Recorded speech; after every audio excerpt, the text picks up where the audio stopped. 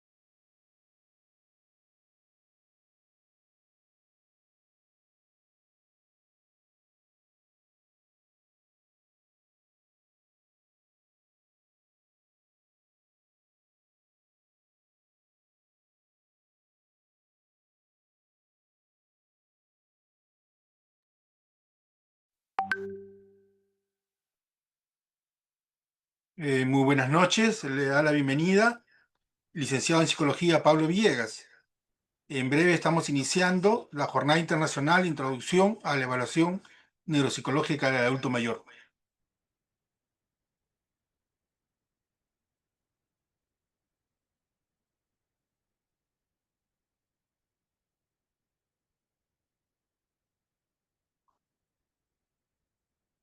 Ya se encuentran en la plataforma las ponentes directamente desde Colombia, las neuropsicólogas Liliana Duarte Pedrosa y Angie Espitia Mendieta.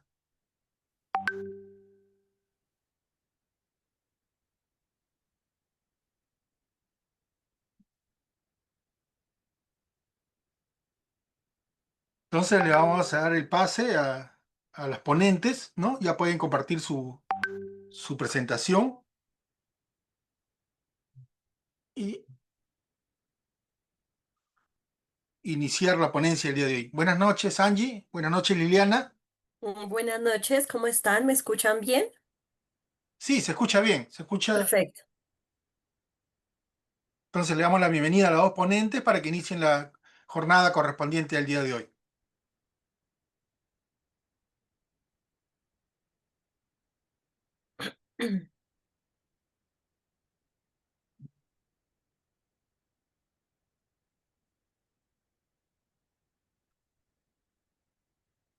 Buenas noches, doctora. Gusto en saludarla. Buenas noches. Bueno, en primer lugar, bueno, buenas noches, mucho gusto. Mi nombre es Angie Espitia, yo soy neuropsicóloga clínica, magíster pues en psicología, en la línea de neuropsicología clínica. Los voy a acompañar y las voy a acompañar en esta primera parte de nuestra sesión de hoy. En esta sesión tenemos como objetivos brindar a grandes rasgos unas herramientas tanto conceptuales como metodológicas para la evaluación neuropsicológica en el adulto mayor, con el fin de que podamos caracterizar cuáles son las capacidades cognitivas en esta etapa del ciclo vital. Un referente importante que vamos a tener a lo largo de la sesión, pues son los aportes provenientes del Neuronorma Colombia, que fue un proyecto de validación, estandarización y generación de datos normativos en el que trabajamos Liliana, pues Lili y yo y la docente en ese entonces, la profesora Patricia Montañez. Entonces, vamos a pasar a nuestro tema. Entonces, antes de eso, pues voy a compartir pues, quiénes somos nosotras, antes de empezar. Entonces, eso. Pues como les dije, mi nombre es Angie Spitia, yo soy psicóloga y magíster en psicología en la línea de neuropsicología clínica y cognitiva de la Universidad Nacional de Colombia. He trabajado y trabajo actualmente como neuropsicóloga clínica en diferentes instituciones de salud mental, en la Clínica La Inmaculada, en la Liga contra la Epilepsia. Soy supervisora de la práctica en neuropsicología clínica de la Universidad Sergio Arboleda y he trabajado pues en este cargo en otras universidades. He trabajado a nivel de la docencia en diferentes cátedras en psicobiología, memoria, neuropsicología del envejecimiento y en diferentes instituciones de salud mental. En este momento pues hago parte del grupo interdisciplinario de clínica de la memoria en la Clínica La Inmaculada a nivel de la investigación, pues como les contaba hace un rato, con Liliana hemos trabajado un buen tiempo en la investigación de neuropsicología del envejecimiento, en particular en la coordinación del Neuronorma Colombia, en la adaptación también o en la contribución a la adaptación de otras pruebas, como el Test Barcelona 2. Y Liliana Duarte Pedrosa, que nos va a acompañar ahora en la segunda parte, digamos, de esta sesión. Ella es psicóloga de la Universidad Nacional de Colombia, también egresada de la maestría en psicología de la línea de neuropsicología clínica y cognitiva de la misma universidad. Es neuropsicóloga de la Fundación Liga Central contra la Epilepsia y allí realiza procesos de evaluación neuropsicológica en adultos y adultos mayores y también procesos de rehabilitación y estimulación cognitiva. También ha trabajado a nivel de docencia, tanto en pregrado como en posgrado, en cátedras de psicobiología, neurociencias, fundamentos de neuropsicología, rehabilitación cognitiva, entre otros. Liliana, en el proyecto Neuronorma Colombia se enfocó en el análisis de las pruebas de lenguaje, memoria y habilidades visoconstructivas de la batería, pues, Neuronorma Colombia. También realizó una pasantía de investigación en el Hospital del Mar en Barcelona, en donde también trabajó en la adaptación del test Barcelona 2 para la población colombiana, bajo la dirección del doctor Jordi Peña Casanova. Y actualmente participa en proyectos de investigación orientados al estudio de la cognición en pacientes con lupus eritematoso sistémico y esclerosis múltiple.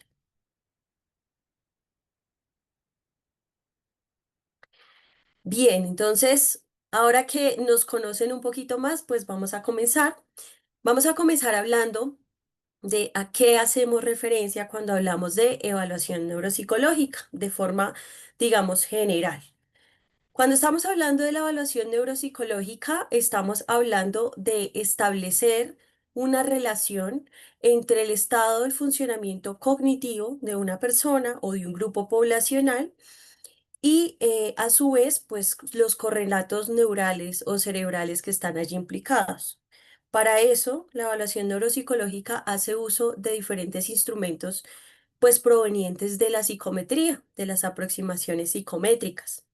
Esto, como les digo, tratando de buscar esa relación entre la cognición y el funcionamiento cerebral. Desde esta perspectiva, digamos que son relevantes entonces tanto los estudios de caso único, que fueron muy importantes en los inicios de la neuropsicología clínica y de la neurología también, hasta los estudios poblacionales, que es hacia donde, digamos, ha migrado la investigación en esta área. A nivel clínico, también se ha señalado cómo esta evaluación neuropsicológica es un proceso de toma de decisiones y se trata de una toma de decisiones en diferentes momentos del proceso. Vamos a ver que se trata de tomar decisiones desde el primer momento en que el paciente llega a la consulta, el tipo de preguntas o áreas en las cuales tenemos que profundizar, por ejemplo, posteriormente en el tipo de instrumentos que vamos a elegir para realizar la evaluación y finalmente también una toma de decisiones respecto al diagnóstico diferencial e incluso al plan de tratamiento que vamos a definir para este paciente. ¿Cuándo es pertinente la evaluación neuropsicológica? Entonces, y en particular en esta etapa del ciclo vital, en el adulto mayor. En primer lugar, pues cuando existen pacientes que ya tienen un diagnóstico. Esto es bastante frecuente en la consulta, que muchos pacientes nos llegan y ya cuentan con un diagnóstico o una impresión diagnóstica proveniente de otras especialidades o de otros profesionales en salud mental. O incluso otros neuropsicólogos pues ya han dado su impresión diagnóstica. En estos casos, no hay que pensar que porque el paciente ya cuenta con esta impresión diagnóstica, el trabajo de la evaluación quedó ahí. En realidad, la evaluación cobra relevancia en estos casos porque nos permite identificar, uno, cómo está evolucionando, cuál ha sido el curso o la progresión de los síntomas, y dos, el impacto de los tratamientos. Muchos de estos pacientes también, pues, posterior a la impresión diagnóstica, se vinculan a diferentes contextos de intervención, ya sea desde la misma área de neuropsicología como desde otras áreas, intervención, por ejemplo, de psiquiatría, de psicología clínica, intervenciones de rehabilitación, por ejemplo, desde fonoaudiología o de terapia ocupacional. Entonces, el evaluar a lo largo del tiempo estos pacientes que ya tienen el diagnóstico permite también discriminar o estimar el impacto de estas intervenciones pues en su cognición.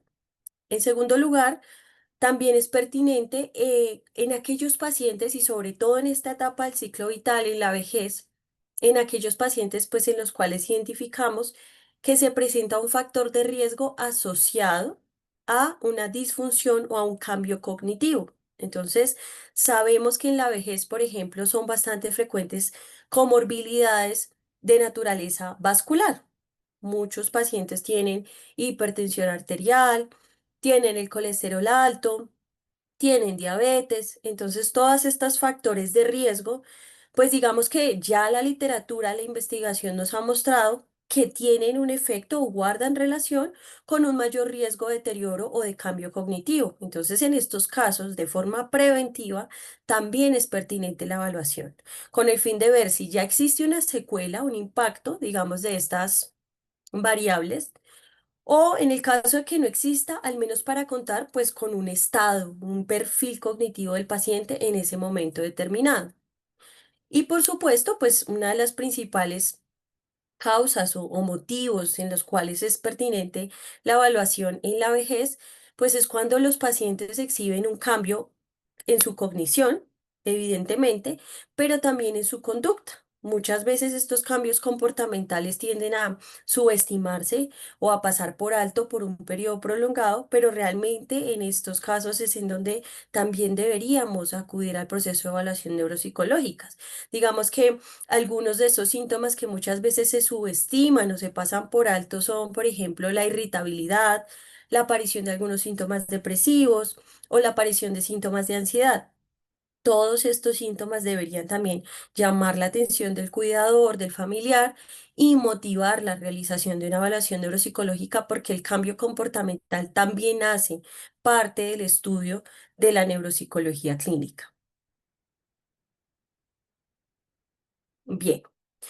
¿Cuáles son los objetivos entonces de la evaluación neuropsicológica en esta población particular?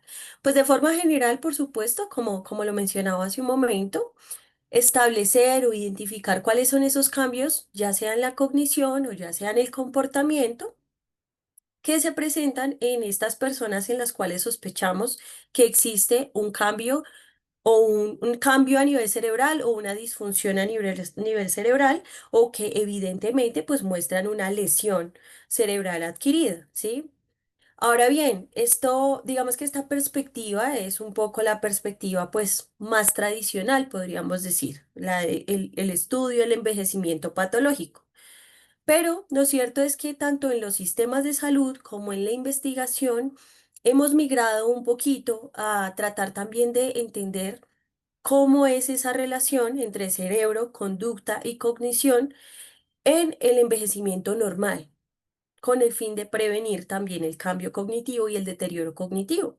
Entonces, hoy por hoy, el objetivo más importante, podríamos decir, de la evaluación es establecer esa relación, identificar cuál es el perfil cognitivo de la persona independientemente de si todavía no tiene una lesión cerebral o todavía no presenta el cambio cognitivo, sino simplemente caracterizar cuál es ese perfil cognitivo en un momento dado. Como les digo, esta es una perspectiva de prevención, ¿sí? Insisto, esto hace parte también del cambio que como sociedad y también de política pública, pues nos vamos acercando hacia allá, a entender que antes de que llegue la patología, pues tenemos que acercarnos a entender la normalidad de nuestra cognición en la vejez. Ya en los casos en los que, en efecto, existe alguna alteración, algún cambio a nivel cognitivo, pues un objetivo fundamental va a ser aportar a los diagnósticos diferenciales. Y digo aportar porque pues lo cierto es que muchas de estas condiciones con las cuales trabajamos en la vejez, pues son condiciones en las cuales se requiere un trabajo interdisciplinar, ¿no? Entonces el diagnóstico se da de forma interdisciplinar junto con el neurólogo, junto con el psiquiatra. Y de esta manera, la evaluación neuropsicológica se convierte como en una herramienta fundamental, sobre todo en las primeras fases del diagnóstico. Como decía hace un momento, también pues el otro objetivo importante pues es medir cuál es la respuesta o cuál es el impacto de un tratamiento en la cognición o en la conducta del paciente y a su vez permitir modificar estos tratamientos en la medida pues que se requiera, en la medida que el paciente necesite dichos ajustes o su familia necesite dichos ajustes. Por supuesto, parte de las características de las condiciones con las que trabajamos también nos señalan la pertinencia o la necesidad de determinar la magnitud o la severidad de estos síntomas. Esto es muy importante no solo a nivel descriptivo, no solamente para determinar de nuevo cómo cuál es el diagnóstico, sino que también nos permite hablar del pronóstico, de qué podemos esperar de este paciente más adelante y de qué apoyos necesita. Apoyos a nivel de salud, pero también apoyos a nivel legal incluso, y de sus habilidades o actividades de la vida diaria. Y pues finalmente, apoyándonos también en triangular la información, en tomar información de diferentes fuentes, pues la evaluación neuropsicológica nos va a permitir correlacionar estos hallazgos con hallazgos provenientes de otras fuentes. Entonces, por ejemplo, es la información que nos aportan los biomarcadores, el contar con la evidencia de neuroimagen, de una resonancia cerebral, de un TAC cerebral, de un electroencefalograma, digamos que va a permitir también que nosotros lleguemos de forma muchísimo más fiable a estos diagnósticos, pues que mencionaba respecto al diagnóstico diferencial. Bien. ¿Qué variables tenemos que tener en cuenta que son fundamentales en el proceso de evaluación neuropsicológica en la vejez?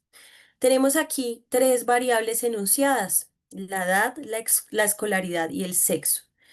Muy, muy, muy importantes las dos primeras, la edad y la escolaridad. Entonces, respecto a la edad, también ha habido cambios en el paradigma en el cual entendemos o cómo entendemos la vejez.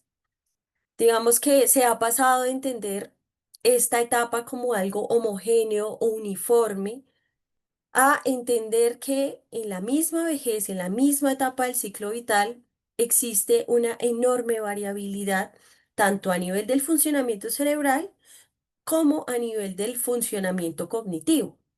De manera que hoy por hoy, pues entendemos que es fundamental contar con datos normativos que sean sensibles a esos cambios durante la vejez, que se entienda que no es lo mismo, por ejemplo, realizar una evaluación neuropsicológica a un paciente de 60 años que a un paciente de 75, que a un paciente de 80 o que a un paciente centenario de 100 años o más. ¿Por qué? Pues porque justamente, como les digo, esa cognición y ese funcionamiento cerebral es variable, es heterogéneo a lo largo de esta etapa del ciclo vital. En segundo lugar, la escolaridad. Entonces, esta variable es fundamental porque muchas veces, o digamos que la evidencia ha apuntado a mostrarnos cómo esta variable aporta a la reserva cognitiva, es decir, a la capacidad que tiene nuestro cerebro para hacerle frente a los cambios o a las alteraciones o disfunción cerebral. Entonces, el proceso de envejecimiento pues trae consigo una serie de cambios importantes y se ha visto que un mayor nivel de escolaridad es un factor protector frente a estos cambios, de manera tal que no va a ser lo mismo ahora evaluar a una persona de 60 años con escolaridad de posgrado frente a una persona de los mismos 60 años que solamente hizo la primaria o que solamente aprendió a leer y escribir, o incluso otras variables más sutiles del sistema educativo también influyen allí. Por ejemplo, no sé bien, yo percibo que culturalmente, por ejemplo, entre Perú y Colombia tenemos bastantes similitudes, pero por ejemplo, aquí en Colombia, digamos que la educación rural es muy diferente a la educación urbana. Entonces, es muy distinta la experiencia educativa y el nivel de demandas a los que se enfrentan las personas que se educan en el contexto rural y por ende también esto va a tener unos efectos diferenciales a nivel cognitivo. Entonces, esta sin duda es una variable fundamental para entender tanto el cambio cognitivo como la forma en la que yo debo de evaluar a los pacientes. Y la tercera variable que vemos allí, que es el sexo. A ver, digamos que los estudios han mostrado, pues, cosas variadas. Hay efectos contradictorios, en su mayoría no se muestra un impacto importante del sexo en el rendimiento cognitivo, pero, por ejemplo, en el Neuronorma Colombia, si nosotras sí encontramos que había un impacto o un factor protector, podríamos decir, de el sexo de las mujeres, del grupo de las mujeres, en el rendimiento en tareas de memoria verbal. Parece que también por efectos asociados como a las hormonas, ¿no? Que parece que tienen este efecto protector. Sin embargo, como les digo, a nivel de la investigación, pues no es algo concluyente. Ha habido también como que hallazgos un poco contradictorios. Sin embargo, eso nos muestra, insisto, la pertinencia de prestar atención y de tener en cuenta el impacto de estas tres variables en el rendimiento cognitivo.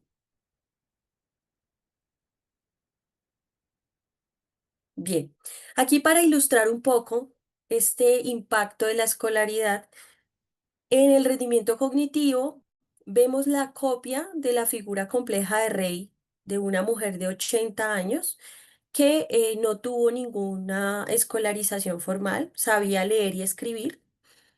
Esta para de pronto para las personas que son estudiantes o que pues no tienen como el conocimiento de la prueba, esta se llama la figura compleja de Rey. Es una prueba que evalúa las habilidades visoespaciales, las praxias y es una prueba que se utiliza ampliamente en el contexto clínico y diagnóstico en la vejez.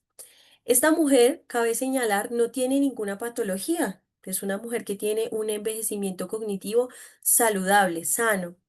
Pero aún así vemos que la figura difiere, digamos, de las características de la figura original, ¿no?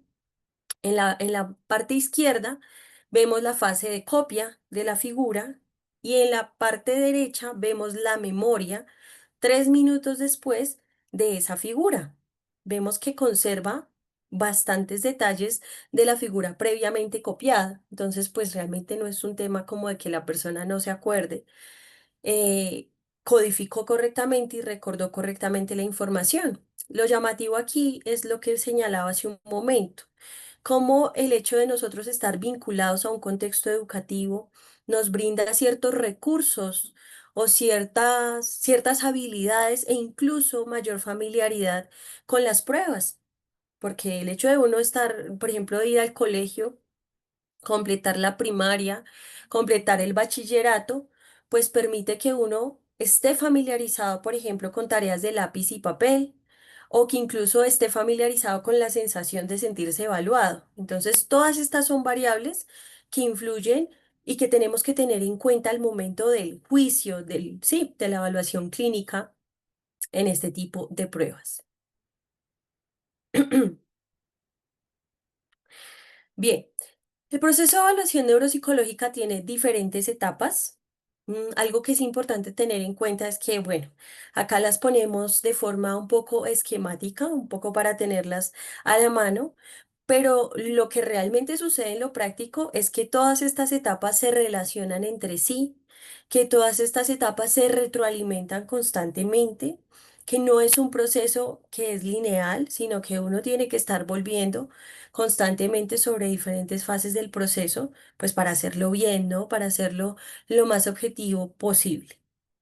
Habiendo dicho esto, pues digamos que una de las primeras fases del proceso es la entrevista clínica, en la cual pues se realiza el encuadre, la anamnesis, en la cual también se realiza la firma del consentimiento informado con el paciente, con su familiar o su cuidador. Muy importante este aspecto, teniendo en cuenta la naturaleza de las condiciones que evaluamos en la vejez, el contar con ese consentimiento por parte del cuidador y el familiar. Posteriormente pasamos a la fase de medición, en la cual pues disponemos de una serie de instrumentos de evaluación neuropsicológica que deben estar debidamente adaptados y seleccionados según las características demográficas de nuestro paciente, las que mencionábamos ahorita, edad, sexo y escolaridad. A eso me refería con que nosotros necesitamos estar haciendo o volviendo sobre fases previas. Por ejemplo, cuando yo estoy haciendo la fase de medición, estoy aplicando las pruebas, necesariamente tengo que volver y regresar muchas veces sobre la fase de entrevista y tengo que revisar y que tengo que profundizar y que puedo necesitar que el cuidador o que el familiar complete información que de pronto no me es clara en un principio o que las pruebas mismas me han mostrado que es necesario profundizar. Posteriormente vamos a encontrar la fase de interpretación en la cual se triangula la información proveniente o la evidencia proveniente de diferentes fuentes. Entonces aquí yo ya tengo la información que obtuve en la entrevista clínica, que obtuve del familiar, la observación que yo mismo como clínico he hecho a lo largo del proceso, por supuesto, la evidencia que nos ha mostrado las pruebas, el rendimiento objetivo en las pruebas de evaluación y también la información que proviene de otras fuentes secundarias, por ejemplo, aquellas que nos han brindado otros profesionales. El neurólogo, el psiquiatra, sus conceptos, la evidencia de la neuroimagen también. Toda esta información se va a decantar en la realización del informe de evaluación. Este informe debe reflejar pues justamente todos estos resultados, esta discusión y muy importante esta última fase que la vamos a retomar más adelante durante la sesión, que es no solamente la elaboración, sino el hacer una correcta devolución del informe y la información que debe estar allí consignada, que debe ser una elección bastante cuidadosa. De nuevo, una nueva toma de decisiones dentro del proceso de evaluación. Dentro de esta primera fase, que es la entrevista, la creación de la anamnesis o historia clínica, pues tenemos el motivo de consulta. Ese motivo de consulta puede surgir y me gusta que yo percibo que cada vez más la gente hace como esta introspección respecto a sus capacidades y puede surgir de una inquietud personal de algo me está pasando, se me están olvidando las cosas, estoy más disperso o estoy más lento. Pero en la mayoría de los casos, lo cierto es que el motivo de consulta proviene también pues de la sugerencia o de la remisión de otros profesionales.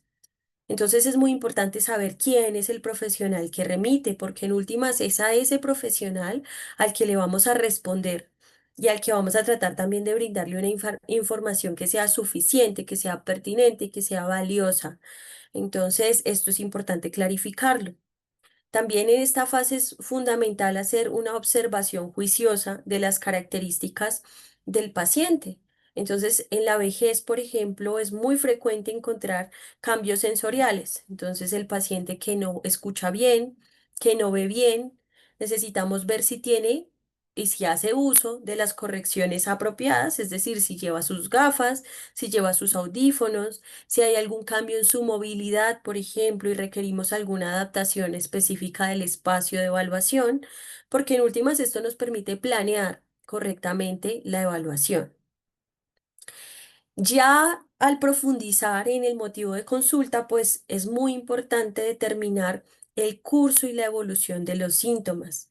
Tal vez es el dato que realmente nos va a aportar y va a ser muy enriquecedor en la historia clínica, porque nos va a permitir y nos va a aportar al diagnóstico diferencial.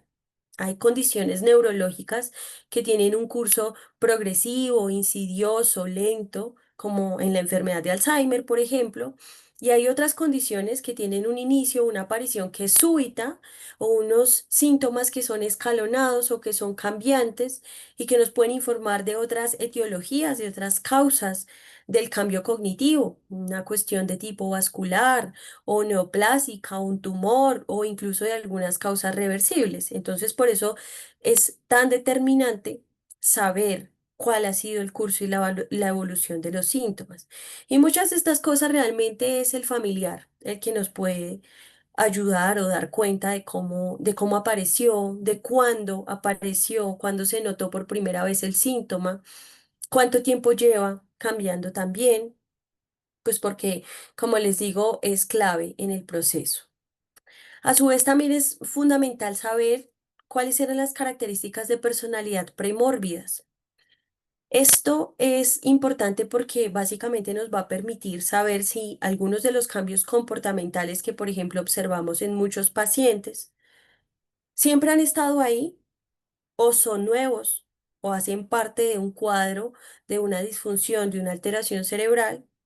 O también pasa que en algunas condiciones neurológicas y de cambio cognitivo, lo que sucede es que se exacerban algunas características de personalidad. Entonces, es importante saber cómo era el paciente previamente, antes del cambio. Cada vez también es más frecuente la importancia de conocer antecedentes del desarrollo, del neurodesarrollo, tal vez por diferentes condiciones, incluso legales, laborales, económicas. Hoy por hoy se le está solicitando más a los pacientes y a algunos pacientes, pues disponer de esta información, porque de nuevo, siento que culturalmente nos parecemos en nuestros países, en Perú y Colombia, y aquí, por ejemplo, hace un buen tiempo no era muy frecuente que se le prestara atención a temas del neurodesarrollo, a temas del rendimiento académico, entonces tenemos muchos adultos mayores que llegan a los 65, 70 años, que nunca trabajaron, que siempre vivieron con sus papás, que nunca estudiaron, que eran muy dependientes, que nunca desarrollaron una independencia funcional, y que bueno, pues llega el momento en el que su familia no sabe cómo sostenerlos económicamente, pero nunca hubo un diagnóstico. Entonces, en estos casos, esta información del neurodesarrollo cobra una relevancia pues importantísima y en el profundizar en ese historial. Y ya más a nivel cualitativo de la observación, pues es importantísimo identificar si el paciente reconoce o no sus dificultades, si el paciente sabe por qué está ahí, si el paciente sabe que está teniendo un cambio, o si por lo contrario cuando se le confronta con estas fallas se molesta, se pone irritable, las niega, las atribuye a otras cosas, porque también pues aquí podemos tener unas expectativas y un pronóstico distinto de su cognición. Por supuesto, hay que evaluar todos los antecedentes que tenemos mencionados allí, los antecedentes patológicos, pues súper frecuentes durante la vejez, todas las comorbilidades y sobre todo saber si esas comorbilidades están siendo pues correctamente controladas, si el paciente toma sus medicamentos y cuáles medicamentos toma, cirugías, consumo de sustancias o antecedentes tóxicos e igual que en los síntomas cognitivos y comportamentales, en estos antecedentes también tenemos que identificar el tiempo de consumo, la frecuencia, la magnitud, antecedentes traumáticos, psiquiátricos y también saber si el paciente ha sido evaluado previamente para poder comparar el cambio cognitivo y también disponer pues de otras fuentes de información. Dentro de la entrevista clínica, como les he venido mencionando, pues obviamente los síntomas cognitivos y la queja de memoria tal vez más alta, tal vez el síntoma que es más alto es el de la queja de memoria, perdón, que refleja o puede implicar pues más de la mitad de los casos, ¿sí? Sin embargo, nosotros, nuestro deber o nuestro rol también es entrar a profundizar en dónde o en qué otras áreas hay más cambios, ¿no? Porque pues obviamente no todo es la memoria.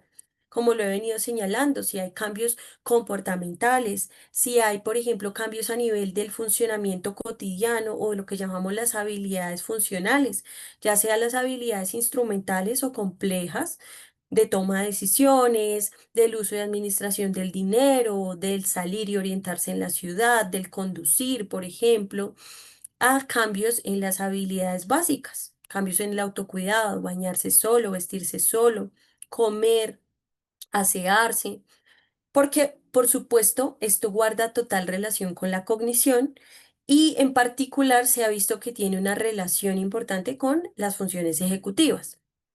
También es importante prestarle atención, como dije, a los cambios a nivel emocional y a todos aquellos indicadores que se asocian a estos cambios emocionales. Por ejemplo, hay algunos síntomas que podríamos llamar son vegetativos o que implican una activación del sistema nervioso autónomo. Por ejemplo, el temblor, la sudoración, la alteración del ritmo cardíaco o de la respiración, que pues pueden ser indicador de que está existiendo este cambio a nivel emocional, síntomas de ansiedad, alteración del patrón del sueño o el patrón de alimentación o síntomas físicos que no estaban previamente. Por ejemplo, que el paciente presente enuresis, que no es normal, no, pues a menos que tenga un tema físico de base, ¿no?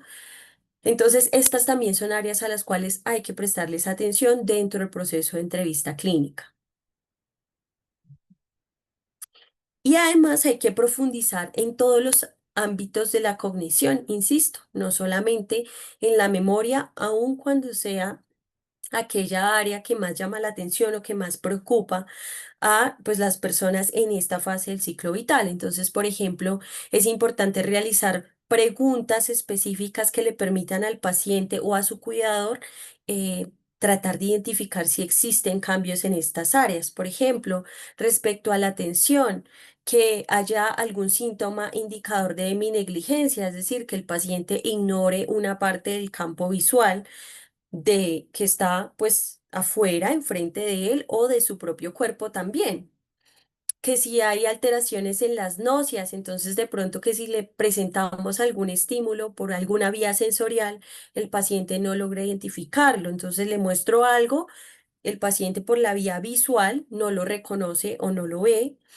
o incluso a personas, a las personas cercanas, a los familiares que no los reconozca cuando las ve, no logra asociar los rostros de estas personas pues con su respectivo nombre, o si presenta alteraciones somatosensoriales como las que señalaba hace un momento, cambios en la visión, en la audición, si ha presentado alteraciones en el curso del pensamiento o de de la percepción visual o auditiva, por ejemplo, con la presencia de delirios o de alucinaciones, o, por ejemplo, cambios a nivel de las funciones ejecutivas, en particular de la inhibición, que de pronto sea una persona ahora distráctil ante cualquier estímulo que interfiere con su atención, se desvía totalmente, que si hay ruido, que si hay cualquier estimulación adicional, el paciente se pierde. Todos estos son cambios importantes que hay que profundizar e indagar y que no necesariamente tienen que ver con la memoria.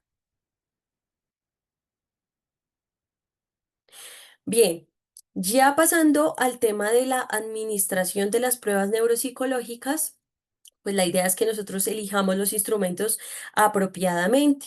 Estos instrumentos se deben elegir de acuerdo a las hipótesis que yo me he ido formando a medida que he hecho entrevista, a medida que he observado al paciente, pues yo ya estoy viendo qué áreas debo evaluar, en qué áreas debo profundizar y a su vez, pues qué instrumentos puedo necesitar para evaluar. Estos instrumentos deben ser instrumentos correctamente estandarizados, correctamente validados. Debo utilizar correctamente los manuales. Todas las pruebas tienen su propio manual, tanto de aplicación como de calificación e interpretación. Utilizar los protocolos adecuados para el uso de estas pruebas y en la medida que pueda, pues garantizar el correcto registro de la información. Y fundamental que estos instrumentos que yo estoy eligiendo dispongan de datos normativos que sean adecuados para esta población en la cual yo estoy evaluando. Es decir, que estén adaptados culturalmente. Y si de pronto en mi país no existe este instrumento, esta adaptación, que yo utilice unos datos normativos que sean cercanos culturalmente a mi población, pues justamente por la influencia de todas estas características educativas, sociales, económicas de las que hablaba hace un momento, pues influye bastante en cómo nosotros corregimos el rendimiento de las personas, ¿no? Al momento de evaluar, yo puedo disponer de dos tipos, digamos, de pruebas o de instrumentos. Unas pruebas que se llaman, pues, de tamización o de cribado cognitivo y unas pruebas que propiamente son de evaluación. Estas pruebas, ambas son valiosas, no es que no lo sean, pero tienen alcances distintos, ¿sí? Las pruebas de tamización o de cribado cognitivo, pues son pruebas que son útiles porque permiten una detección rápida de síntomas.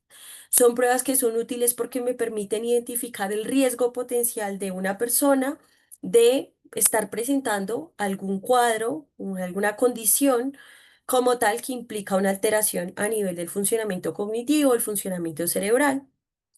Además, son pruebas que por su naturaleza pues realmente son rápidas de aplicar y si, digamos, un profesional que no sea neuropsicólogo o psicólogo tiene una formación adecuada, puede emplearlas justamente para hacer esa detección.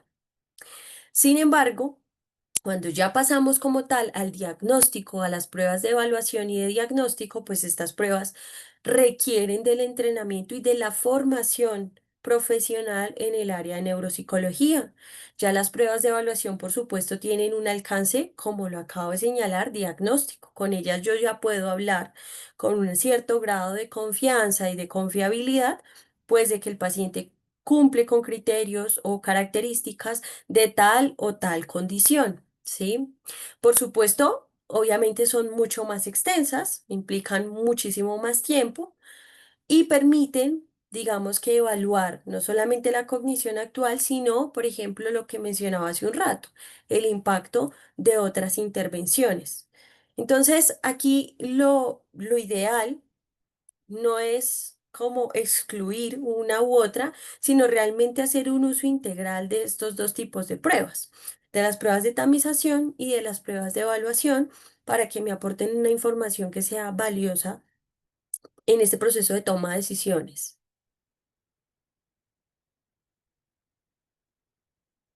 Entonces aquí tenemos algunos ejemplos de estas pruebas de tamización versus las pruebas de evaluación. Dentro de las pruebas de tamización, por ejemplo, tenemos el Mini Mental, que sabemos es una prueba que se utiliza con bastante frecuencia por parte de muchísimos profesionales del área de la salud, igual que el MOCA, que nos permiten como rastrear de forma rápida, eficiente el estado cognitivo general del paciente y que han sido validadas también pues para la detección, sobre todo para la detección temprana de demencias. También tenemos, por ejemplo, la batería de evaluación frontal, el FAB, que también pues ya está diseñada específicamente para la detección de características asociadas al cambio en el comportamiento y en las funciones ejecutivas, versus pruebas ya formalmente de evaluación o de diagnóstico, que pues existe una larga lista en realidad. Aquí tenemos solamente algunas nombradas como el ADAS-Cog, como la evaluación de Cambridge revisada. Tenemos el R-Vans, que es una prueba que recientemente pues sacó unos datos normativos actualizados y que puede ser una batería, digamos, corta en comparación a otras baterías que también fue pensada para ciertas condiciones de evaluación, por ejemplo, una evaluación en cama, del paciente en cama, cuando realmente de pronto no se dispone ni de las características o sensoriales o ni el espacio o el tiempo incluso para hacer una evaluación un poco más extensa. Entonces, pues me parece que puede aportar en estos casos específicamente. Y por supuesto, dentro de estas pruebas de evaluación y de diagnóstico, pues tenemos el Neuronorma, que es una batería de evaluación mucho más extensa, que evalúa diferentes áreas de la capacidad o el rendimiento cognitivo y de la cual pues vamos a hablar un poco más. Entonces, Liliana va a continuar contándoles.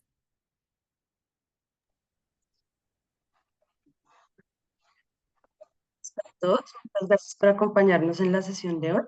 Angie, gracias. Yo creo que la exposición hasta ahora pues, nos ha dado un panorama general acerca de qué hay que tener en cuenta a la hora de llevar a cabo una evaluación neuropsicológica en población adulta mayor. Esta segunda parte de la sesión se va a centrar fundamentalmente en una revisión general de algunos instrumentos, tanto de tamizaje como de evaluación neuropsicológica. Obviamente abarcar absolutamente todas las pruebas y baterías disponibles para hacer un proceso de evaluación neuropsicológica en un espacio tan corto es muy complejo, pero pues hicimos una selección tal vez de los instrumentos que consideramos que tienen o que nos pueden brindar más información y que son utilizados de forma, digamos que más frecuente en este contexto clínico. Entonces, hace un momento Angie estaba hablando de la diferencia entre instrumentos de tamizaje o screening en comparación con lo que serían las pruebas de evaluación neuropsicológica. Para empezar, quisiera exponerles algunas de las primeras, las pruebas de tamizaje que utilizamos en la práctica clínica. Para empezar, este instrumento que es la escala de trastornos de memoria, que fue validado por Cano y colaboradores en el 2002, es una prueba que nos permite de manera objetiva evaluar la frecuencia de olvidos en la vida diaria para poder responder a la pregunta de si las quejas cognitivas son o no un signo de alarma en cada caso particular. Como mencionaban ya hace un rato, es muy frecuente que a la consulta de muchos profesionales acudan personas mayores con quejas de memoria, indicando que de repente ahora se les olvidan más las cosas, que se les olvida pagar las facturas, apagar la estufa, que de repente a veces olvidan citas, ¿cierto? Pero, ¿cuál es el criterio para definir si esos olvidos son o no un signo de alarma? En principio, por supuesto que la preocupación y la consulta de por sí, pues ya implican que a estas quejas hay que prestarles atención. Sin embargo, este instrumento es muy útil para poder tener una medida objetiva. En ese sentido, nos presenta 15 preguntas que, como pueden ver, pues apuntan a estas fallas de memoria que son muy comunes en el envejecimiento, y tiene una ventaja este instrumento, y es que se administra de forma individual al paciente y se puede aplicar también a un familiar o un cuidador, que sería un informante o un observador externo, que nos va a permitir ver si hay congruencia entre ambas respuestas. La escala tiene las 15 preguntas y 4 opciones de respuesta que son nunca, rara vez, a veces y casi siempre. A cada una se le asigna una puntuación de 0 a 3, siendo 0 nunca y 3 casi siempre. Y al final se suman las puntuaciones, en este caso en el ejemplo, perdón, en amarillo están las respuestas de un paciente y en rojo están las de su cuidador o familiar, que como podemos ver ya se ve una diferencia sustancial en la respuesta de ambos informantes. En este caso, cuando encontramos una puntuación mayor a 19 en este instrumento, para cualquiera de los dos informantes, ya podemos concluir que la frecuencia de los olvidos es mayor a la de la población de comparación o al grupo de referencia. Y en este caso, pues, sería mucho más pertinente la sugerencia de hacer una evaluación neuropsicológica completa para hacer una indagación acerca de las posibles causas de estos problemas de memoria. Una última anotación sobre esta escala es que nos permite, por ejemplo, con esta discrepancia, identificar cuándo las quejas de memoria están mediadas probablemente o posiblemente por factores emocionales. Esto es más frecuente cuando la puntuación del paciente es significativamente mayor a la que da el informante secundario. Y en el caso contrario, cuando vemos que las quejas del informante externo son mayores a las que da el paciente, esto es un indicio de una posible anosognosia, es decir, de una pobre conciencia sobre las dificultades. Como mencionaba hace un rato, muchas de las quejas cognitivas suelen o pueden estar mediadas por factores emocionales. En este caso, también como tamizaje se recomienda utilizar instrumentos validados para evaluar la presencia de síntomas de ansiedad o depresión, que son pues muy frecuentes en esta población, y en este caso nosotros utilizamos la escala de depresión geriátrica, que fue propuesta por Yesabash en el 83. Esta pues es una escala que tiene una versión más extensa, una versión reducida. Esta versión de 15 ítems, que pues básicamente trae una serie de afirmaciones relacionadas con el estado de ánimo, nos permite evaluar cómo está el estado de ánimo en los últimos 6 meses, con respuestas de sí o no a cada afirmación que debe dar el paciente. Como ustedes pueden darse cuenta, en cada caso se sumaría un punto dependiendo de la respuesta. Por ejemplo, a la pregunta, ¿está usted básicamente satisfecho con su vida? Si la respuesta es no, en ese caso se sumaría un punto, ¿cierto? Dado que esto pues señala la presencia de un síntoma depresivo. En este caso las respuestas, digamos que puntúan, están señaladas en mayúscula. Este es un instrumento que tiene un punto de corte de 5, es decir, de 6 hacia arriba, encontraríamos síntomas depresivos significativos. ¿Sí? Y en estos casos, por supuesto que el tener una puntuación mayor a 5 no es, digamos que, sinónimo de un diagnóstico de un trastorno depresivo, por supuesto que no, pero el instrumento nos permite discriminar en qué pacientes se presenta la sintomatología y por supuesto pues daría la indicación de hacer una indagación clínica mucho más profunda. En tercer lugar tenemos la escala del Lawton modificada. Tal vez para muchas de las personas presentes la escala del Lawton y Brody, que se utiliza para evaluar actividades instrumentales de la vida diaria, es muy familiar. En Colombia se propuso esta escala de Lawton modificada, la propusieron desde el Instituto de Envejecimiento de la Universidad de Caldas, y con esta se busca evaluar pues justamente un punto crucial en la identificación o en la definición de diagnóstico de los trastornos neurocognitivos, que es el cambio en la funcionalidad, en este caso pues un cambio desfavorable. Entonces, como pueden ver, tenemos en este caso 14 actividades de la vida diaria y se evalúa el nivel previo y actual de estas actividades en torno a si se realizan sin dificultad, con dificultad pero sin ayuda, solo con ayuda o si definitivamente la persona ya no las realiza. En este caso, el punto clave es, como mencionaba, la comparación. Por ejemplo, en este caso, en el ejemplo, el paciente o la persona evaluada en el nivel previo realizaba 11 actividades sin dificultad, pero en este momento ya solo realiza 6, ¿cierto? Y vemos que tal vez este es el mayor cambio en su funcionalidad respecto a un estadio previo.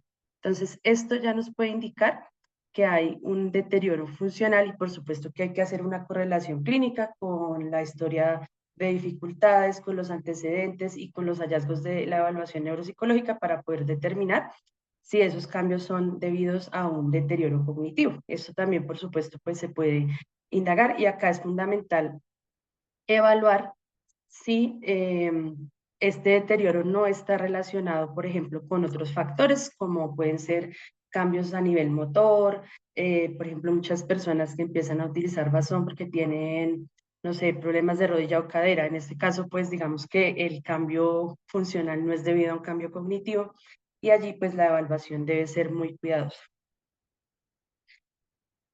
Ahora, esto complementando un poco la evaluación de síntomas depresivos que se hace con la escala de Yesavage, tenemos el inventario neuropsiquiátrico que fue propuesto por Cummings en el 94.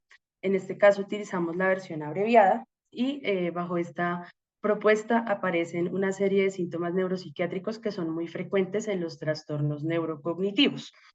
Hay una gran ventaja en el uso de esta escala y es que, pues como pueden ver, enuncia los síntomas que estamos evaluando, nos da una descripción y esta es administrada al cuidador en este caso, pero no solo se evalúa si están o no presentes los síntomas, sino que también nos da una medida de la gravedad de los síntomas y de la afectación de estos síntomas, tanto en la vida diaria del paciente como de forma especial en el cuidador. Entonces, el hecho de que evaluemos no solo si está o no presente el síntoma, sino cuál es el impacto de este síntoma en el contexto del paciente es muy informativo. Y por supuesto la gravedad también puede ser muy útil, no solo para determinar si existen o no estos síntomas, que pues obviamente esto es muy importante en el diagnóstico diferencial, sino también para hacer seguimiento en el caso de instaurar un tratamiento para estos síntomas.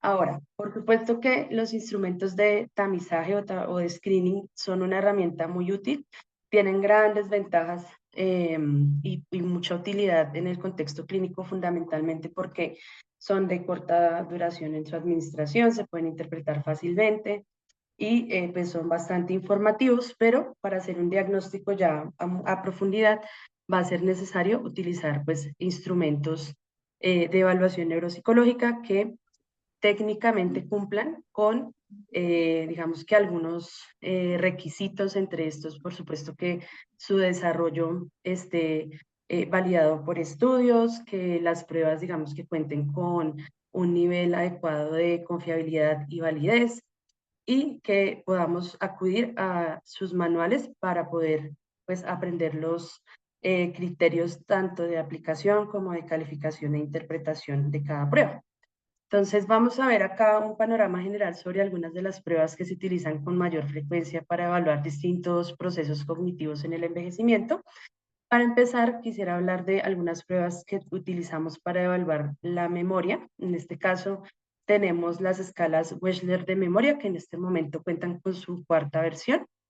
Dentro de este instrumento tenemos diversas subpruebas que nos permiten no solo evaluar procesos específicos de aprendizaje y memoria, sino que también nos dan unos índices que nos permiten estimar distintos procesos dentro de esta capacidad. Entonces nos dan unos índices, por ejemplo, de qué tan eficaz es la codificación auditiva, la codificación visual, y en general pues es una herramienta muy útil y que aunque no se utiliza únicamente en el envejecimiento, puede ser bastante informativa en este grupo de edad. Tal vez la prueba que se utiliza con mayor frecuencia porque sigue siendo parte del gol estándar para el diagnóstico de la enfermedad de Alzheimer. En este caso, para la evaluación de la memoria verbal es la prueba de aprendizaje verbal de Grover y Buschke, el Free and Cute Selective Reminding Test. Esta es una prueba que nos permite evaluar la memoria verbal con una codificación controlada, considerando que se presentan las palabras o, bueno, si en este caso los estímulos a aprender, que son 16 palabras, y se busca que la persona las codifique con el apoyo del evaluador. La prueba tiene dos medidas generales, una que es la evocación libre y la otra que es evocación facilitada, cuando brindamos pues unas pistas o claves para ayudar a la persona a encontrar la información, y podemos evaluar tanto el proceso de aprendizaje a través de 3 ensayos como la evocación a largo plazo. Entonces, esta es una prueba muy informativa y nos puede dar información adicional sobre varias cosas como la presencia de intrusiones, es decir, de palabras que no están dentro de la lista, que pueden ser bastante informativas, por ejemplo, correlacionando con fenómenos como las fabulaciones, y también sobre el reconocimiento, que pues digamos que teniendo un conocimiento acerca de la evolución de los procesos neurodegenerativos nos puede dar bastante información sobre en qué etapa de este proceso nos encontramos. Ahora, tenemos otras pruebas, bueno, ya Angie hace un momento mencionó la tarea de copia de la figura compleja de Rey. Esta es una prueba que nos permite evaluar de manera general las praxias visoconstructivas, pero también pues tiene unas medidas secundarias, entre estas atención visual, planeación, inclusive también una medida de velocidad motora, y también nos permite evaluar la evocación visual. Entonces es una prueba bastante completa, perdón, que nos da mucha información, y utilizando esta estrategia de cambio de color cada minuto, también nos da pues una información adicional sobre la estrategia que se utilizó para hacer la copia. En este caso, dentro del protocolo Neuronorma, nosotros tenemos un orden específico de los colores al hacer la prueba, y esto nos permite posteriormente evaluar pues en qué orden se hizo la copia, y esto nos da información sobre el tipo de copia que realizó la persona. Y esto, aparte de la estrategia de planeación, también nos habla un poco de la interpretación de la información visual. Tenemos también, en el caso de que haya un nivel educativo muy bajo o de repente poca familiaridad con tareas como esta, la copia de las figuras simples, en este caso serían casa, margarita, reloj, que esta es una tarea que puede llegar a ser muy útil a la hora de evaluar a personas que de repente pues tienen mucha dificultad o no pueden realizar la copia de la figura compleja. De por sí la prueba de la copia del reloj sabemos que se utiliza también como una prueba de tamizaje en muchos casos, pero puede llegar a ser informativa si se combina con los otros dos estímulos para evaluar pues, procesos visoconstructivos un poco más complejos. Ahora, complementando esta evaluación, sabemos que no solo es importante evaluar las praxias constructivas, sino también las praxias ideomotoras e ideacionales. En este caso, hay subpruebas dentro del test Barcelona, dentro de la batería inicial de Luria, que nos permiten evaluar estas funciones motoras. Entonces, por ejemplo, para la evaluación de la praxia ideomotora es muy común utilizar las series motoras de Luria, que son las que aparecen acá en la imagen, la tarea de palma, puño, canto, que esta secuencia la persona la debe repetir luego de que la repite con el evaluador, y la debe hacer de forma espontánea. Asimismo, para evaluar estas mismas habilidades ideomotoras se puede utilizar, por ejemplo, la ejecución de praxias simbólicas, por ejemplo, solicitarle a la persona que haga el saludo militar.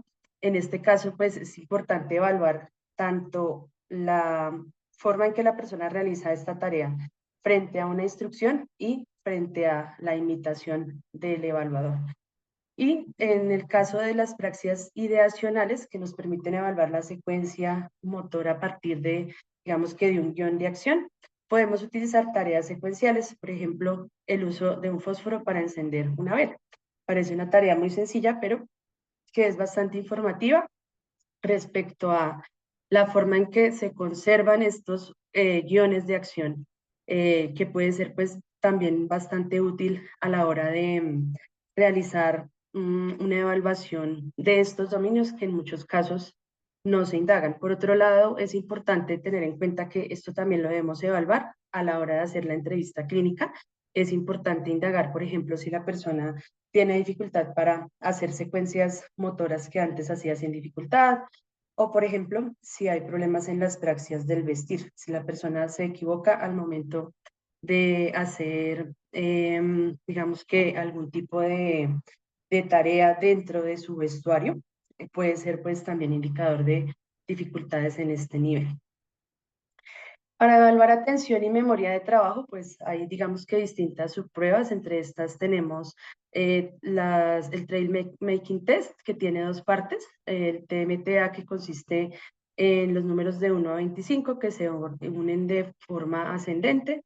Y en este caso evaluamos sobre todo atención focalizada y sostenida. Y tenemos la forma B, en la cual hay números y letras que deben unirse, números en orden ascendente, letras en orden alfabético, y en este caso evaluamos atención alternante. Entonces, estas son pruebas que nosotros evaluamos con ellas, no solo digamos que el proceso como tal, sino también podemos evaluar de forma indirecta la velocidad de procesamiento. Por supuesto que requieren de un nivel educativo básico, o al menos del conocimiento y automatización tanto del conteo como del alfabeto, y eso es súper importante a la hora de aplicarlas. También tenemos pruebas como la retención de dígitos y la asociación de números y letras, que están dentro del WISE 4. Acá pues está el estímulo de la segunda tarea. Estas son tareas que nos permiten evaluar fundamentalmente memoria de trabajo verbal auditiva, y pueden ser bastante útiles no solo para evaluar, digamos que la eficacia en la retención de información, sino también su manipulación, y podemos llegar a evaluar también el spam verbal, es decir, el máximo número de elementos que logra la persona retener o manipular de forma eficaz.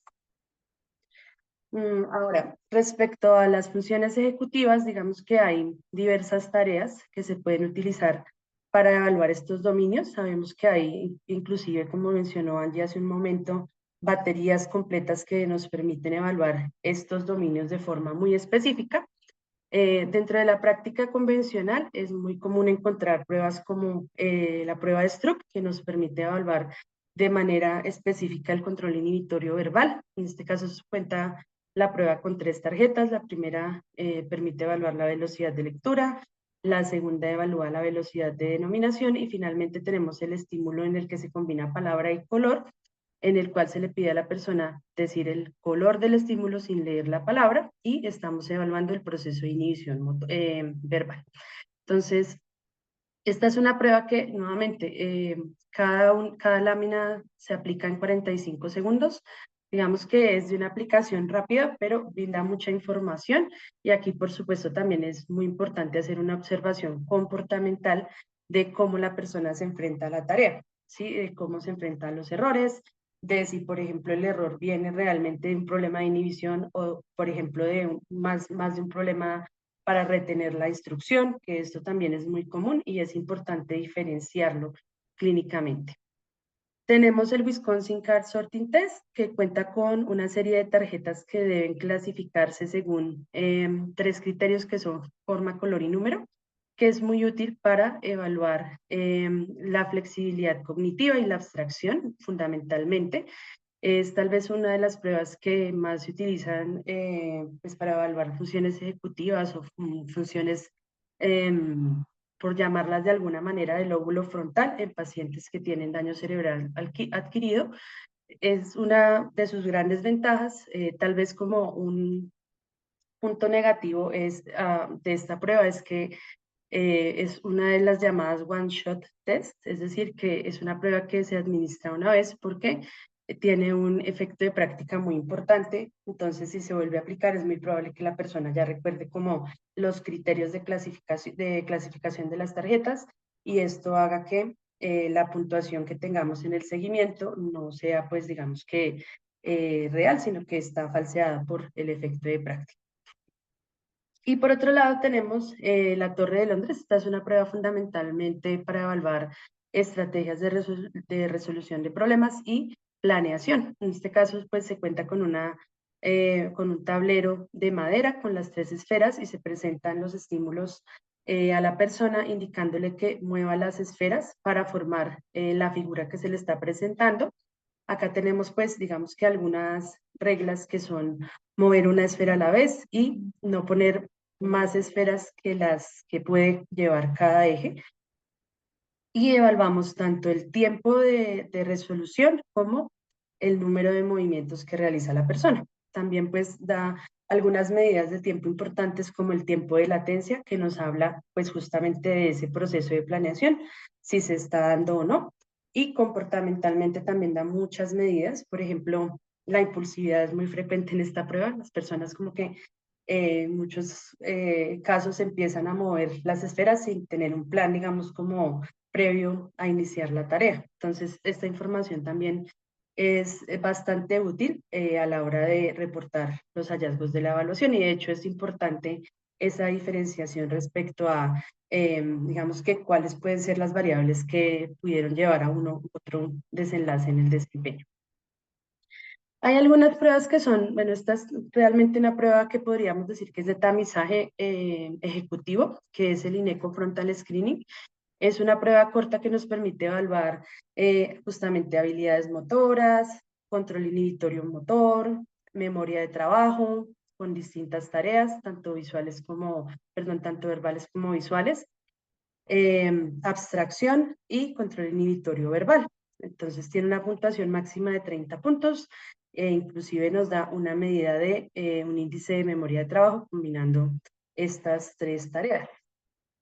La prueba como tal, digamos que es bastante informativa, pero es importante recalcar que es una prueba de tamizaje, es decir, puede ser muy útil para tener una imagen global del funcionamiento ejecutivo, pero va a ser bastante, perdón, importante complementar esta exploración con pruebas a profundidad, dependiendo de lo que encontremos pues en cada, perdón, en cada uno de los de las tareas pues dentro de esta prueba.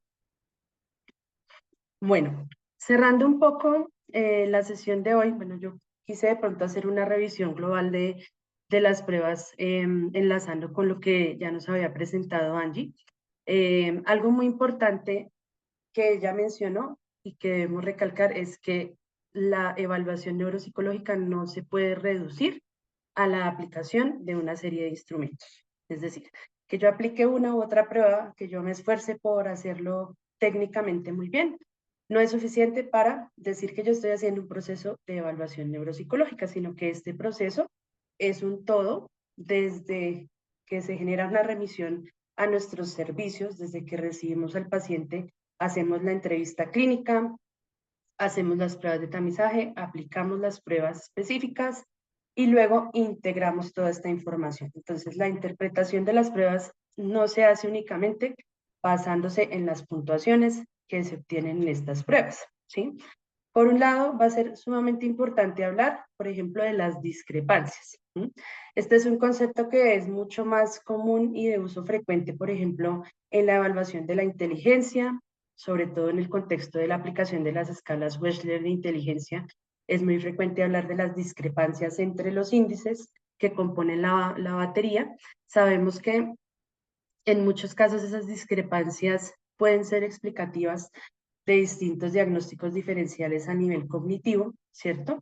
Y lo mismo pasa en estos casos. Es muy importante que, como ustedes pueden ver, pues para cada dominio podemos y deberíamos usar varias pruebas. Lo ideal es que no tengamos una única prueba por dominio, porque esto nos puede llevar a, pues, justamente a falsos positivos o a errores en nuestras impresiones diagnósticas. Y es muy importante identificar justamente qué puede estar explicando las discrepancias dentro de cada dominio cuando aplicamos distintas pruebas. Esto es fundamental. En muchos casos, por ejemplo, puede ser debido a la familiaridad, debido a efecto de factores emocionales. Muchas veces la persona viene de pronto muy ansiosa o es la primera prueba que le aplicamos y de pronto como que el hecho de ser evaluados pues puede afectar su desempeño. A veces puede ser que efectivamente hay más habilidad en unas áreas que en otras, pero hay que ser muy cuidadosos a la hora de interpretar y de explicar esas posibles discrepancias tanto dentro de los dominios como entre distintos dominios, ¿cierto? Cuando hay una marcada diferencia, por ejemplo, en un área en comparación con otras, eso nos está hablando de factores clínicos subyacentes que debemos interpretar y por supuesto que si hay alguna observación adicional que lo pueda explicar, debemos tanto tenerla en cuenta como reportarla dentro de nuestros informes. Y eso pues nos lleva al segundo punto, que es la triangulación. Esto ya lo explicaba Angie previamente. Cuando hablamos de triangulación nos referimos a la necesidad de integrar distintas fuentes de información en la interpretación de los hallazgos de la evaluación. Entonces ya hablamos de el reporte del propio paciente, el reporte del cuidador o familiar, los resultados de las escalas de tamizaje, las historias clínicas provenientes de otros profesionales, los resultados de las pruebas neuropsicológicas, las observaciones conductuales que hacemos durante la evaluación. Y la idea es que todo esto se integre en una conclusión diagnóstica que sea, pues, justamente, como dice acá, basado en la evidencia. No podemos hacer una conclusión simplemente o basados en la puntuación o basados en la observación, sino que realmente debe haber una coherencia entre estas distintas fuentes de información. Y cuando no haya dicha coherencia, pues también tendremos que entrar a ver, pues, qué puede explicar nuevamente esas discrepancias. Ahora, cuando hablamos de conclusiones basadas en la evidencia, también hacemos referencia, por supuesto, para empezar, a una correcta aplicación de las pruebas neuropsicológicas, a seguir, pues digamos que los requerimientos técnicos de esta aplicación, pero por supuesto también al uso de datos normativos. Si nosotros no tenemos datos de comparación, ¿de dónde sacamos la conclusión de que esta persona tiene o no un rendimiento que está en concordancia con lo que se espera para su edad, nivel educativo y sexo, ¿cierto? Tenemos que, de hecho, partir de aquí para elegir las pruebas que vamos a usar dentro del proceso de evaluación, sobre todo teniendo en cuenta cuáles son las implicaciones de la evaluación, ¿sí? Ahora, respecto a cómo nos comunicamos con otros profesionales, tal vez el instrumento fundamental de comunicación va a ser pues justamente el informe de evaluación neuropsicológica. Sobre este documento pues creo que podemos ahondar bastante en otro momento, pero de forma general es importante que dentro de este informe se traduzca de forma clara la información que nosotros recabamos en todo el proceso de evaluación, que se incluya una recomendación general para otros profesionales, sobre todo, uno, si es pertinente y dos, si está justificado basándonos en los hallazgos de la evaluación que hicimos. Es muy importante que, por supuesto, que la información que nosotros reportemos en el informe sea suficientemente clara, pero también concisa, ¿sí? Sabemos que un informe excesivamente largo no va a ser leído por nadie y no va a ser informativo suficientemente ni para el familiar, ni para el cuidador, ni para el paciente, ni para otro profesional. Entonces es importante que esta información se reporte de manera concisa, pero completa, por supuesto, sin omitir información importante.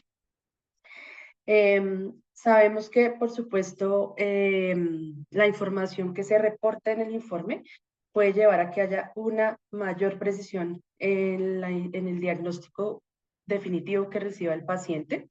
Entonces es muy importante, sobre todo, que en el informe quede claro cuál fue el proceso lógico que llevamos a la hora de determinar pues, cierta impresión diagnóstica. Y por supuesto también es importante que las recomendaciones que se derivan del informe sean concisas y bastante prácticas, sobre todo las que demos para los pacientes y cuidadores. Algo que también es muy importante es que nosotros dentro del informe reportemos información que pueda ser útil también para determinar cuál va a ser el pronóstico del paciente basándonos en esta línea de base o en esta evaluación que estamos haciendo. Y por supuesto, la recomendación de la evaluación longitudinal va a ser sumamente importante para poder pues determinar de forma más real y digamos que clara cuál va a ser el pronóstico y cuál es el posible diagnóstico definitivo de el paciente. Finalmente, pues como ya mencioné, realmente este informe va a ser nuestra herramienta de comunicación tanto con el paciente como con el familiar y con otros profesionales, y ese debe ser el pensamiento a la hora de escribir cualquier informe de evaluación. Bueno, finalmente queríamos ilustrar acá, este es un perfil obtenido con los datos normativos del proyecto Neuronorma Colombia, que se generó a través de una unidad de trabajo que se desarrolló dentro del proyecto. Como pueden ver acá tenemos pues las distintas pruebas que se administran dentro de la batería Neuronorma, las puntuaciones crudas, las puntuaciones directas que se obtienen en las pruebas y ya la correspondiente puntuación escalar que se calcula para edad, sexo y escolaridad. Esto se traduce de manera gráfica en este perfil que como pueden ver nos ubica la puntuación dependiendo de, pues digamos que el rango, ya sea promedio, límite o inferior al promedio, que en este caso el promedio es de 10 y la desviación estándar es de 3 puntos. Entonces, este perfil es un ejemplo de, digamos que estas herramientas de comunicación que tenemos con otros profesionales y cómo esto nos puede facilitar la interpretación de áreas en las cuales el desempeño, por ejemplo, está en rango límite o si ya tenemos una puntuación muy por debajo de lo esperado, pero también de cómo podemos integrar esta información al momento de hacer una conclusión diagnóstica. Bueno, finalmente acá a través de este QR pueden acceder a un mini ebook que desarrollamos junto con Angie para, digamos que resumir los contenidos de la sesión de hoy como a modo de introducción a lo que sería la evaluación neuropsicológica en el envejecimiento. La voy a dejar acá un momento. Y pues bueno, quisiéramos también hablarles acerca de una propuesta que tenemos, que es pues un curso en el cual vamos a desarrollar estas temáticas de forma un poco más extensa. Si les parece, podemos poner ahora en un momento nuevamente el QR del ebook. Bueno, estas son las referencias de nuestra presentación. Acá está la información que creo que el licenciado Pablo nos iba a presentar la información sobre el curso. Bueno, antes de pasar o de darle la palabra al licenciado Pablo, este es un curso que va a tener una duración de 6 sesiones, va a iniciar el 4 de noviembre. La idea es que van a ser sesiones de 90 minutos, empezando desde las 7 de la noche.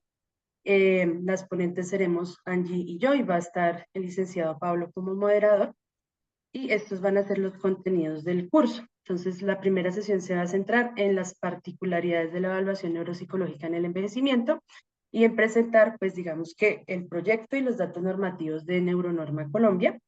En la segunda sesión vamos a hablar como tal del protocolo, de las pruebas que he mencionado de forma general ya a profundidad, y también de la unidad de trabajo, que es la que nos permite hacer el cálculo de los perfiles gráficos que ya vimos. En la tercera sesión vamos a hablar como de forma general de la neuropsicología del envejecimiento normal, que sería pues el estándar para poder hacer, digamos que un diagnóstico diferencial entre envejecimiento normal y patológico. Y ya en las sesiones 4 y 5 pues justamente abordaremos los perfiles cognitivos, tanto en enfermedad de Alzheimer y cerebrovascular, como en otras etiologías, en este caso trastornos psiquiátricos. Finalmente, en la última sesión vamos a hablar de la importancia del seguimiento longitudinal en neuropsicología, y pues también hablaremos de una herramienta fundamental que son los índices de cambio fiable, que pues la batería Neuronorma cuenta con estos. De forma global, pues, ¿qué ofrecemos con el curso? Primero, pues, una actualización respecto a datos normativos disponibles en nuestra región, que creo que pues, ya hemos mencionado lo importante que resulta contar con estos datos para hacer una correcta comparación de las puntuaciones obtenidas en las pruebas. Vamos a abordar las temáticas ya expuestas a través de casos clínicos prácticos. Vamos a hablar tanto de el funcionamiento de la unidad de trabajo, pues, por supuesto, como de cuál es su utilidad a nivel clínico, cómo se utiliza, y van a poder tener acceso a esta unidad. También, pues, obviamente todo lo que vamos a presentar va a estar respaldado por publicaciones actualizadas. Vamos a presentarles también transversalmente algunas aplicaciones de Neuronorma en investigación. Cada sesión va a estar acompañada por un mini ebook gratuito, que son, pues, digamos que los similares al que ya les presentamos acá hace un momento, que resume, pues, los contenidos de cada sesión. Y también, pues, como les decíamos, vamos a tener acceso a los lineamientos para hacer seguimiento longitudinal, que pues son bastante útiles en este contexto. Entonces, bueno, no sé si el licenciado Pablo nos puede dar información sobre la preinscripción al Sí, curso. muchas gracias a la licenciada Liliana Duarte y a Angie Aspitia, ¿no? Por su excelente ponencia. Y este curso tenía un doble propósito, ¿no? Dar un panorama general de la evaluación neuropsicológica del adulto mayor y invitarlos a este curso especializado internacional que inicia el martes 4 de noviembre. El día de hoy solo ha sido una muestra y presentar un panorama general de lo que se va a desarrollar a partir del martes 7, ¿no? Donde va a haber mucho material complementario, donde son las clases en vivo, online, donde pueden hacer todas sus preguntas respecto a los temas, ¿no? Con pruebas actualizadas, investigación científica actualizada. El costo en dólares es $115 y en moneda peruana 400 soles. La modalidad de pago va a ser en dos cuotas, ¿no? El 50% una semana, días antes del inicio del curso, y el saldo restante una semana o 15 días antes de finalizar el curso. ¿Para qué? Para gestionar la certificación universitaria correspondiente. El curso va a tener un auspicio universitario equivalente a 120 horas académicas, que es 6 créditos, ¿no? Que es válido para el currículum vitae a nivel internacional. Entonces, están cordialmente invitados. Vamos a compartirles a los que se han inscrito el día de hoy, a todos ustedes, un link, ¿no? Con la información que le hemos dado el día de hoy y también el QR para que puedan acceder al primer ebook, ¿no? Gratuito correspondiente al día de hoy. Así como el día de hoy se ha entregado esta información, posteriormente también en cada una de las clases se va a entregar los mini ebooks de los temas desarrollados con información actualizada. Entonces están cordialmente invitados a participar, incluso están consultando, ¿no? Entonces, esperemos que tengan el interés y la motivación y que puedan actualizar sus conocimientos de la evaluación neuropsicológica del adulto mayor, porque hay bastante campo de aplicación, cada vez hay más centros de atención del adulto mayor, la patología del adulto mayor está aumentando y es importante estar actualizados, ¿no? Para poder brindar una atención de calidad a nuestros adultos mayores. Muchas gracias más bien a todos los que han participado. Algunas últimas palabras de las expositoras, Angie y Liliana. Muchas gracias a todos los asistentes, muchas gracias por su atención, por su interés, la participación en esta introducción, como la llamó, pues como la llamamos y como bien la presentó el licenciado. Y pues nada, invitadísimos, esperamos poder contar con su participación en este curso y también obviamente de sus preguntas que siempre nos generan nuevas inquietudes. La idea de muchas de estas, de esta formación y de trabajar también como en estas plataformas internacionales es que podamos gestionar también un trabajo conjunto, que podamos generar nuevas estrategias de investigación pues en nuestros respectivos lugares, ¿no? Entonces, pues invitadísimos. Muchas gracias. Sí, estamos compartiendo ahorita en el chat el link de inscripción al curso. Los que deseen inscribirse, ahí pueden poner sus datos, ¿no? Y también están los correos de las ponentes donde pueden abordar o hacer Ujú. algunas consultas relativas al curso especializado que va a iniciar. De ¿No? Los acuerdo, invitamos, anímense, participen. Es importante estar actualizado porque por ahora estamos supuesto. en una tendencia. Antes decían que cada 5 años se Ujú. actualizaban la información, los temas. Pero ahora creo que ya eso es relativo. Día a día, cada día hay nueva información, Yes. nuevos temas, nuevas investigaciones y tenemos que estar actualizados, ¿no? Sí, Porque cuando ¿verdad? tenemos un paciente o un familiar, ellos están actualizados, ya vienen con la información, ya vienen con su diagnóstico, ya. Ellos han hecho una previa. Con el Ujú. doctor Google han estado investigando o con la IA, ya le preguntaron y lo que uno le diga lo van a contrastar o ya lo contrastaron con lo que ellos han investigado. Así que tenemos que estar actualizados, no nos podemos quedar, somos profesionales del área, entonces es importante estar actualizados. Eh, Muchas Muchas gracias gracias. entonces, Muchas gracias a la nos ponente despedimos. también. Excelente el tema. No, con Muy todo bien, gusto. gracias. Muchas Igual gracias a cada uno de ustedes. queda el correo nuestro por si hay alguna pregunta, porque tal vez no tuvimos el espacio para las preguntas correspondientes, pero si hay cualquier duda, ahí A ver si estamos. hubiera alguna pregunta de repente, ¿no? A ver que están las ponentes, podemos aprovechar. Claro. Claro, ¿Alguna sí, si hay duda? alguna ¿Alguna? duda puntual, la Una, podemos resolver. una, Adelante. una pregunta, es, por ejemplo, cuando un adulto mayor, digamos, ha sufrido un ACV, si bien es cierto, hay todo un deterioro cognitivo de acuerdo a la lesión que se haya producido en un área específica del cerebro, Ujú. sino que a esto también se asocia la parte de sus habilidades blandas, ¿no? hay áreas emocionales, por ejemplo, autoestima, lo que es autovaloración, inclusive hay hasta sentimientos de depresión con tendencia, ¿no? A un de repente ya que su vida ya terminó, etcétera, ¿no?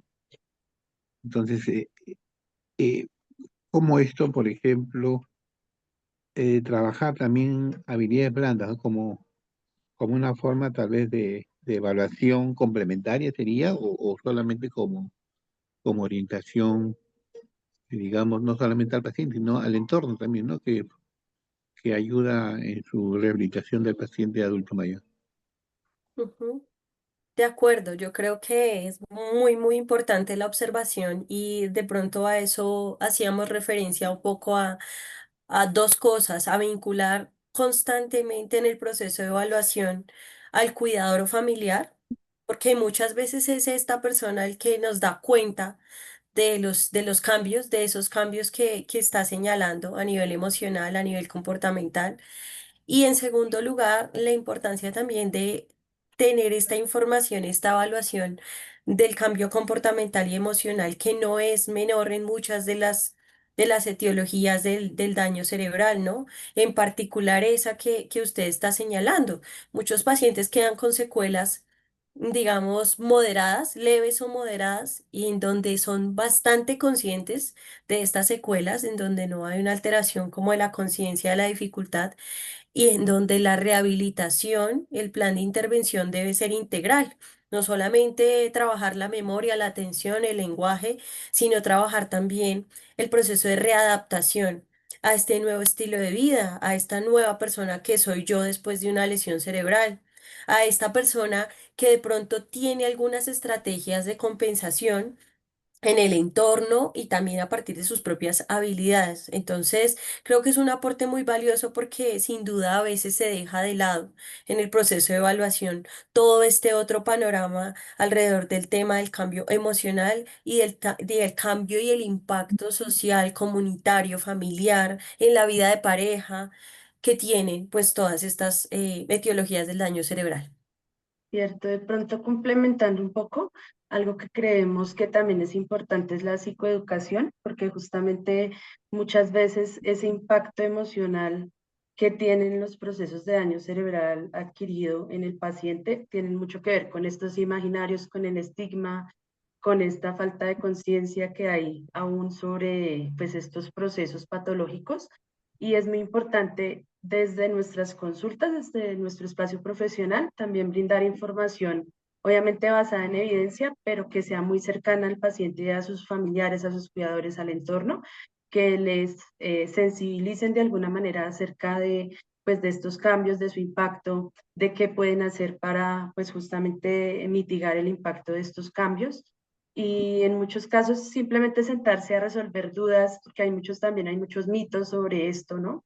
Entonces, esa información y esa educación es valiosa en estos casos y digamos que yo creo que debe ser algo transversal, no secundario, debe ser algo que esté presente en todo el proceso de evaluación, no solo en la sesión de pronto de evolución del informe, y puede ser algo definitivo y puede ser algo muy, digamos, determinante en la vida del paciente y de sus cuidadores. Uno ve en muchos casos que a veces, más que la prueba, más que el informe, lo que más impacto tiene es esa educación. Entonces creo que pues eso complementa bastante lo que estaba comentando, perdón, Edwin, creo que fue quien hizo la pregunta. Sí. Y pues también lo que Angie ya respondió, pero muy buen aporte. Muchas gracias por el comentario, pregunta. Muchas gracias, muchas gracias. Justo hay que también tomar algo importante, ¿no? Hay que educar también a la familia, al entorno del paciente. No solamente es evaluar al paciente, sino a su entorno, poder instruirlos, explicarles, ¿no? Hacerle tomar conocimiento los cambios que se pueden producir, ¿no? Que a Totalmente. veces no hay ese apoyo. Cierto, sí, esa conciencia es súper importante. Bueno, de pronto sí, si no hay otras preguntas, ahí quedaron nuestros correos en el chat y por supuesto estamos muy atentas y pues queda la invitación también para que podamos discutir estos contenidos en el curso que va a ser mucho más extenso. Hoy, lo de hoy pues digamos que es como una presentación, grosso modo, de cuál va a ser el contenido y la orientación del curso. Entonces, pues estamos muy atentos a sus dudas y pues esperamos que se motiven a inscribirse. Muchas gracias, nos estamos viendo, muchas gracias por participar. Será entonces Ya, hasta el bueno, martes 4 de noviembre a las 7 de la noche por esta misma plataforma, ¿no? A los que se inscriban se les va a enviar el link con anticipación y el material, ¿no? Para que puedan ir revisando. Muchas gracias, nos estamos viendo. Muchas gracias por su Hasta luego, participación. gracias. Hasta luego. gracias. Hasta Buenas luego. noches. Buenas noches. Buenas noches.